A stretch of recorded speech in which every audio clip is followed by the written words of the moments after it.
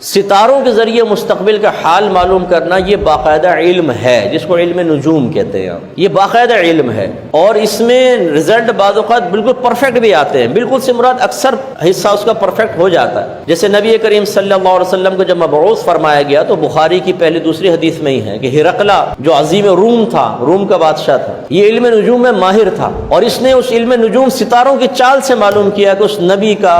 ظہور ہو چکا ہے، اور اسی کے پائے کا پھر ایک اس کا دوست تھا، اس نے وہ تمام معاملات اس کے سامنے بھی پیش کیے کہ میں نے دیکھا ہے کہ ایک نبی کا ظہور ہو چکا ہے، تم بھی ذرا دیکھو۔ اس نے بھی اس کی تصدیق کی کہ ہاں میں نے بھی جو ذائچہ بنایا بالکل وہ نبی مبعوث فرما دیے گئے ہیں، اور واقعی ایسا ہوا۔ لیکن ہمارا مذہب بہرحال ان چیزوں کو منع کرتا ہے، مذہب اس کا انکار نہیں کرتا، اس سے استفادہ کرنے کو منع کرتا ہے کہ یہ علم نجوم کے ذریعے اپنے مستقبل کے احوال معلوم نہ کریں، اور یہ بہت سخت ضرورت بھی تھی، کیونکہ نبی کریم صلی اللہ علیہ وسلم کے دور میں اگر اس قسم کے علوم کو منع نہ کیا جاتا، اس کو حرام قرار نہ دیا جاتا، تو کفار آسانی سے کہہ دیتے کہ یہ نبی بھی علم نجوم کے ذریعے ہی مستقبل کے احوال بیان کرتے ہیں۔ جب نبی نے اس کو حرام قرار دے دیا کہ علم نجوم حرام ہے، اب سرکار اگر مستقبل کے بارے میں کوئی خبر دے رہے ہیں تو لازم بات ہے وحی الہی کی صورت ہوگی، کیونکہ نبی خود تو کوئی حرام کام نہیں کرے گا۔ اس لیے آج بھی یہ منع ہے، اگرچہ وقت گزر چکا ہے لیکن آج بھی یہ منع ہے، آپ کسی نجومی کے پاس نہیں جا سکتے، حتیٰ کہ فقہا نے لکھا کہ اگر آپ اس یقین کے ساتھ کسی نجومی کے پاس جائیں کہ یہ جو بتائے گا بالکل درست ہوگا، کافر ہو جائیں گے، اور اگر آپ اس نیت سے جائیں کہ چلو دیکھتے ہیں کیا بتاتا ہے، صحیح بتاتا ہے غلط بتاتا ہے، یہ آزمانے کے لیے چلے جائیں تو حرام، اور اگر آپ اس لیے جائیں کہ چلو میں اس کو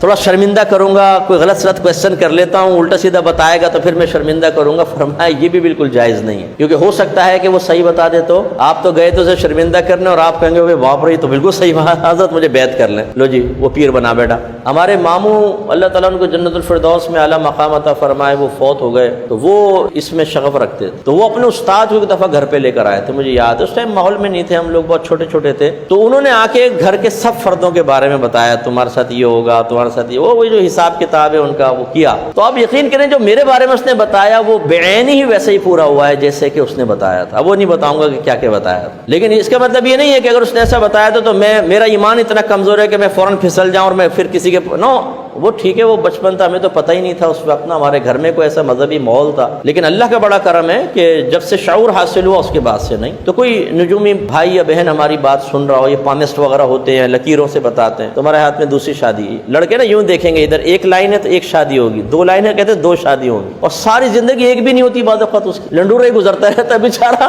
لڑکیوں کی تلاش میں اس کی زندگی فنا ہو گئی، لائنیں دو لے کے پھر رہا، او بھائی یہ کچھ بھی نہیں ہوتا۔